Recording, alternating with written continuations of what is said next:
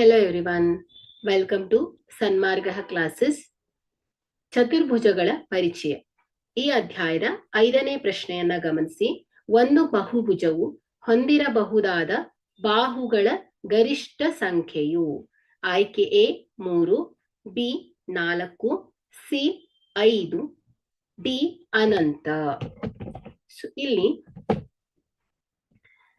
ಬಹುಭುಜಾಕೃತಿ ಏನ್ ಹೇಳತ್ತೆ, ಸರಳ ರೇಖಾಖಂಡಗಳಿಂದ ಕೂಡಿದ ಮುಚ್ಚಿದ ಸಮತಲ ಆಕೃತಿಯನ್ನ ನಾವು ಬಹುಭುಜಾಕೃತಿ ಅಂತ ಹೇಳ್ತೇವೆ.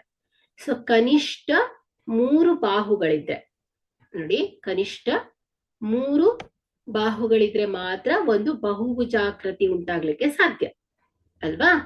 ಸೊ ಹಾಗಾದ್ರೆ ಗರಿಷ್ಠ ಸಂಖ್ಯೆಗೆ ಯಾವ್ದಾದ್ರು ಮಿತಿ ಇದೆಯಾ? ಸೊ ಎಷ್ಟು ಬೇಕಾದ್ರೂ ನೀವು ಬಾಹುಗಳನ್ನ ಸೇರಿಸ್ತಾ ಹೋಗ್ಬೋದು. 1, 2, 3, 4, 5, 6. ಸೊ ಇದೇ ರೀತಿ ಎಷ್ಟು ಬೇಕಾದ್ರೂ ಸೇರಿಸ್ತಾ ಹೋದ್ರೆ ಮುಚ್ಚಿದ ಆಕೃತಿ ಸಿಗತ್ತೆ, ಅಂದ್ರೆ ಬಹುಭುಜಗಳು ಸಿಗತ್ತೆ.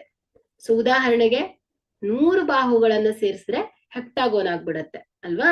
ಸೊ ಅದೇ ರೀತಿ 1000 ಬಾಹು, 2000 ಇಷ್ಟು ಬಾಹುಗಳನ್ನ ಸೇರಿಸ್ತಾ ಹೋದಾಗ ನಮ್ಗೆ ಒಂದೊಂದು ಆಕೃತಿ ದೊರಕ್ತಾ ಹೋಗುತ್ತೆ. ಸೊ ಹಾಗಾದ್ರೆ ಇಲ್ಲಿ ಬಾಹುಗಳಿಗೆ ಮಿತಿ ಇಲ್ಲ ಅಂತ ಆಯ್ತು. ಸೊ ಆದ್ರಿಂದ ನಾವು ಒಂದು ಬಹುಭುಜಾಕೃತಿ ಹೊಂದಿರಬಹುದಾದ ಬಾಹುಗಳ ಗರಿಷ್ಠ ಸಂಖ್ಯೆ ಏನಾಯ್ತು ಹೇಳಿ, ಅನಂತದವರೆಗೆ ಅಂತ ಹೇಳ್ಬೋದು. ಹಾಗಾದ್ರೆ ಕೊಟ್ಟಿರುವಂತಹ ಆಯ್ಕೆಯಲ್ಲಿ ಡಿ ಅನಂತ ಸರಿಯಾದ ಆಯ್ಕೆ ಆಗಿದೆ. Thank you.